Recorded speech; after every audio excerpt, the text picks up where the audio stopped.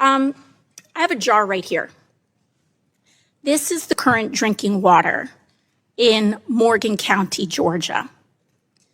Right after a data center was constructed, the metadata center was constructed, the only difference between the clean water and this was that data center. I have another one as well. So this wasn't just one well. These wasn't just one family's situation. This is what the drinking water now looks like next to that data center.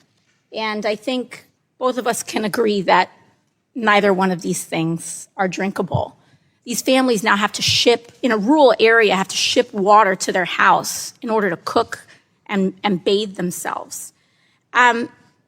Now, I'm curious if the EPA plans any investigations on how data centers are affecting water quality and availability. I understand what you said about the rule, but are there going to be any open investigations on this issue? So as soon as I get back to the office, I will be looking into exactly what you've just talked about, because anywhere, whatever type of construction it is a priority to ensure that water quality standards established by EPA are being met. And so we'll be looking into that certainly. Thank you. I sincerely appreciate that because I think this is of utmost importance, and we're seeing this happening across the country.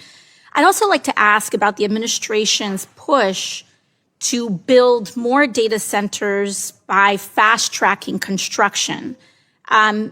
Because the administration's been issuing executive orders to fast-track data center construction when we know that water quality is encountering major issues. Are there any mandates for data centers to do water quality testing prior to construction? Of like coming from a public water supply, drinking water supply sampling? Wells, yeah. I'm not aware of anything like that. However, it doesn't mean I'm just not aware of it. It might exist, but I'm not. Yes, of course.